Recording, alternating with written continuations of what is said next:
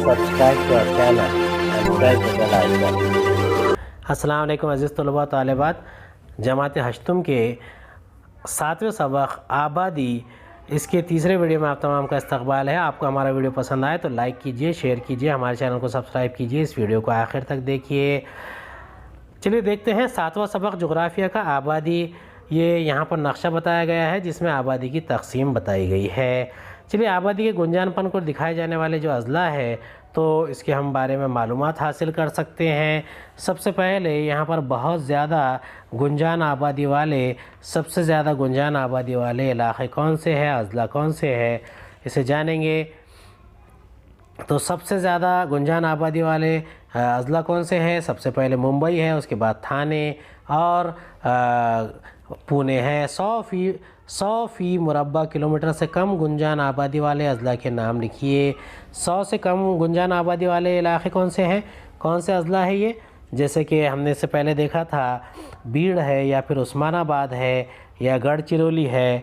इसके अलावा यवतमहल है या फिर कोकन के रत्नागिरी वगैरह इलाक़े हैं, यहाँ पर बहुत ही कम आबादी पाई जाती है। उसके अलावा औसत गुंजान आबादी वाले कोई दो अज़ला के नाम बताइए। जैसे कि औसत गुंजान आबादी औरंगाबाद में है, नासिक में है या फिर जलगांव में है। गहरे रंग से दिखाए हुए अज़ला की आबादी का गुंजानपन कितना है? 1000 से ऊपर है या फिर 500 से 1000 अफराद फ़ी मुरब्बा किलोमीटर है। गढ़चिरौली में आबादी का गुंजानपन कम क्यों है? देखिए ये ज़्यादातर ये जंगलाती इलाक़ा है। गढ़चिरौली जो है यहाँ पर बड़े पैमाने पर जंगलात पाए जाते हैं। इसके अलावा इस इलाक़े में नक्सलवादी की भी जो समस्या है उसकी वजह से यहाँ पर आबादी का गुंजानपन कम है। तबी साख्त, आबो हवा, जंगलाती इलाक़े, सनतें वगैरह का आबादी के गुंजानपन पर क्या असर पड़ता है? अब देखिए तबी साख्त और इसकी वजह से जंगलात, आबो हवा, आबादी का गुंजानपन कम हो जाता है, तनासुब कम हो जाता है। जंगलाती इलाक़े होते हैं और इसकी वजह से बड़े पैमाने पर लोगों की नक़ल मकानी भी होती है। अब इसकी जोग्राफ़ियाई वजाहत देखेंगे। महाराष्ट्र की आबादी के गुंजानपन का ज़िला वार मुताला करते वक्त दर्ज ज़ैल उमूर काबिल गौर है। महाराष्ट्र के मशरक़ी अज़ला की आबादी का गुंजानपन कम है, जबकि मगरबी अज़ला में आबादी का गुंजानपन ज़्यादा है। मशरक़ी अज़ला यानी कि नांदेड़ है या फिर उस्मानाबाद है, बीड़ है या फिर यवतमहल है वगैरह, बुल्डाना है, तो इन इलाक़ों में आबादी का गुंजानपन कम है। जबकि आबादी का गुंजानपन मगरबी अज़ला में जैसे पूना है, मुंबई है, वहाँ ज़्यादा है। आबादी के गुंजानपन पर सनतकारी और शहरकारी का असर ज़्यादा होता है। यानी पूना और मुंबई में बड़े पैमाने पर सनतें हैं, नासिक में भी बड़े पैमाने पर सनतें हैं। इस वजह से यहाँ पर शहरकारी भी हुई है और आबादी का गुंजानपन भी ज़्यादा है। इसीलिए मुंबई शहर, मुंबई मुज़ाफ़ात, थाना, साबिक़, पूना, कोल्हापुर अज़ला में आबादी का गुंजानपन ज़्यादा है। नागपुर, नासिक, अहमदनगर वगैरह अज़ला की आबादी का गुंजानपन औसत है। ये साए बारह के इलाक़े के ताल्लुक़ और इंतहाई मशरिक़ में वाक़े घने जंगलात वाले अज़ला में आबादी का गुंजानपन कम है। ये कौन सा इलाक़ा है? गढ़चिरौली को इसे कह सकते हैं। HDI ह्यूमन डेवलपमेंट इंडेक्स को कहते हैं। UNDP United Nations Development Programme को कहते हैं। अब यहाँ देखेंगे आबादी से मुताल्लिक़ मुख्तलिफ़ अवामिल की मालूमात हमें अमली मायने यानी सर्वे के ज़रिए हासिल होती है। अब हर मुल्क में इस तरह का सर्वे किया जाता है। इस सर्वे को मरदमशुमारी कहते हैं। भारत में ये सर्वे हर 10 साल में हर दहाई के आगाज़ में होता है। हाल का सर्वे 2011 में हुआ था। इस सर्वे के ज़रिए हासिल शुदा मालूमात का इस्तेमाल मनसूबाबंदी, मवाज़ने, तकसीमकारी, तरसीम के ज़रिए पेशकश वगैरह अहम कामों के लिए होता है। यानी जो मरदमशुमारी है इसका इस्तेमाल कैसे करेंगे? मनसूबाबंदी के लिए करेंगे, मवाज़ने के लिए करेंगे, तकसीमकारी यानी जमात बंदी के लिए करेंगे और तरसीम के ज़रिए पेशकश के लिए करेंगे। अब यहाँ पर कम आबादी और ज़्यादा आबादी के दरमियान फ़र्क और फ़ायदे क्या है? अब कम आबादी और ज़्यादा आबादी के अंदर क्या वजह होगी, इससे क्या फ़र्क होगा? कम आबादी की वजह से क्या होता है और ज़्यादा आबादी की वजह से कौन से अवामिल सामने आते हैं? यानी जहाँ पर कम आबादी होगी तो फ़ीकस ज़मीनी रकबे से क्या होता है?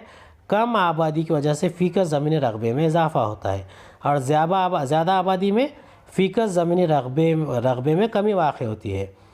غذائی اجناس، کم آبادی ہوگی تو غذائی اجناس وافر مقدار میں ہوں گے، اور زیادہ آبادی ہوں گی تو غذائی اجناس کی کمی پڑے گی، قلت ہو جائے گی۔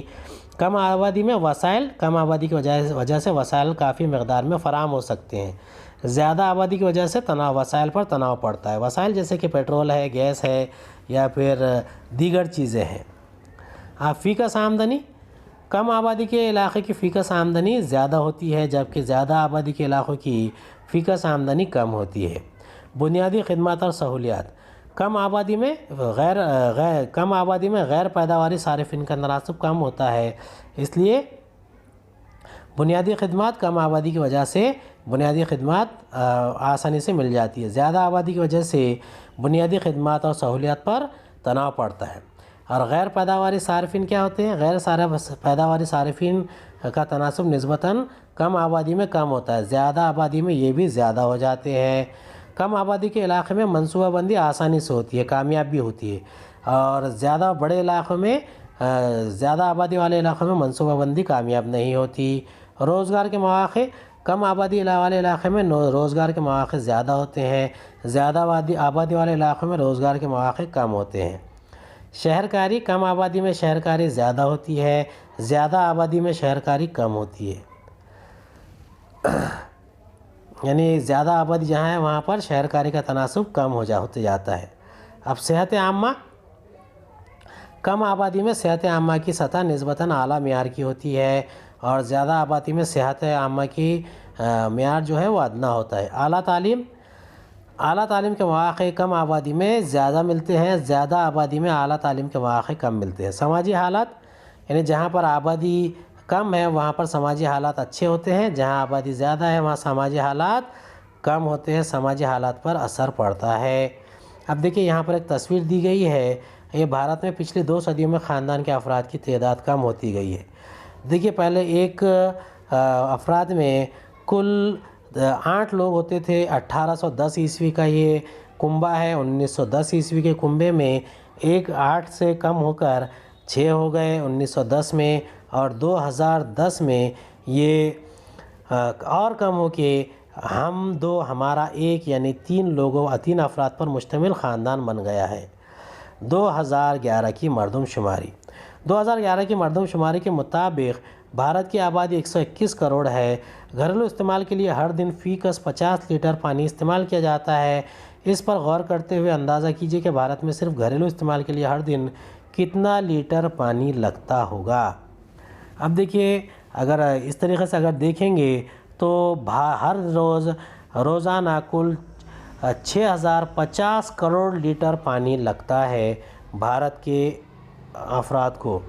اب آبادی پر قابو پانے کے لیے کون سے نکات پر غور کرنا چاہیے؟ یعنی عوامی تعلیم، عوامی بیداری، صحت عامہ کی سہولیات، منصوبہ بندی، سرکاری پالیسی، تحقیق وغیرہ، ان تمام چیزوں پر غور کرنا ضروری ہے۔ امید ہے آپ کو ہمارا ویڈیو پسند آیا ہوگا۔ اگلے ویڈیو میں دوبارہ ملاقات ہوگی۔ خدا حافظ۔